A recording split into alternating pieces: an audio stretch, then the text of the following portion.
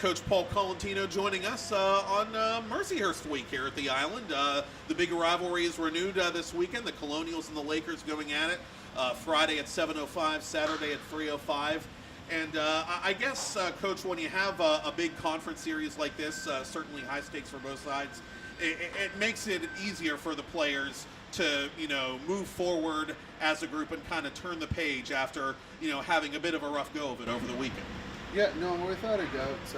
It's that time of year where the truth is you have to acknowledge the past and learn from it, and then get it ingrained where, we don't make the same mistakes that say we made. But full credit to Lindenwood, they played awesome.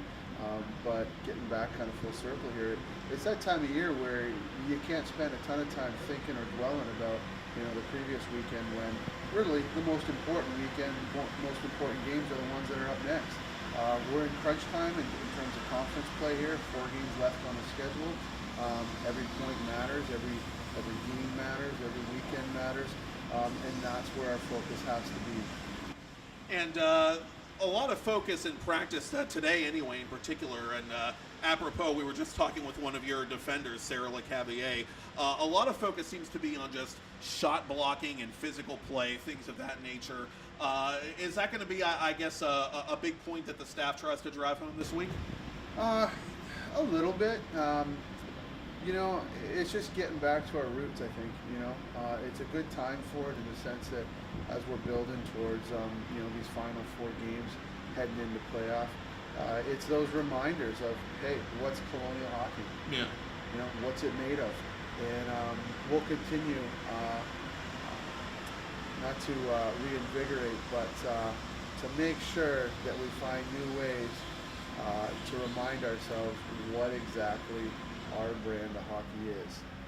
Because when we play our next 4 games, when we move into playoffs, we want to be playing Colonial Hockey to a T. And again, just 4 games until the playoffs and still positioning at stake. With Mercyhurst, again, we know the history of these that these two teams share. As cliche as it sounds to say, not a lot of surprises, I'm sure, between the two when they take the ice. Saying that, what should we be looking for this weekend besides, as you put it aptly, Colonial Hockey? All right, you know what? I think we see a couple of great games. Both teams, I would have to think, are pretty fired up. There's a lot at stake when you talk about a regular season championship. People vying for it, the couple points that are available. Sometimes you call these a swing weekend where, hey, you're playing the next one in line. You got the 1 and 2 teams playing against each other. 2 points feels like 4 points. Right. You take 2 from your opponent, and you also lose 2. So they're big games in that sense. But I think it's the last time you're going to see all your CHA opponents before playoffs. You want to make sure you're firing on all cylinders. And again, I think when it comes down to some of the games, we have a lot of, not to say rivalries, but we've had some good games with Mercyhurst. And again, we go up there, we split with them, and in truth, it's been a long time since we've seen them. That was early in the schedule. So, October, yeah. So it's been a while where either team, has seen each other. So again, you've got that factor where I think you're gonna have 2 teams that are pretty excited to play hockey. You should have some real good hockey throughout the weekend.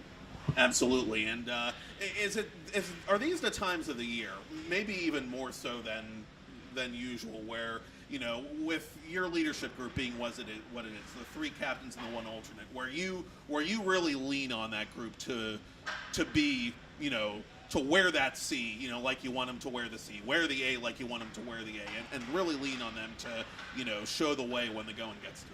Yep, absolutely. They're wearing those C's for a reason. Our senior class as a group has done an excellent job of leading throughout the year, setting the right examples day in and day out. And as we mentioned earlier, you're 4 games left in terms of the conference schedule, and we talk about finish, start to finish in everything we do.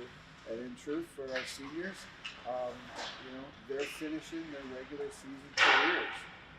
It's their last kick in the can in terms of regular NCAA games they'll play before they hit playoffs.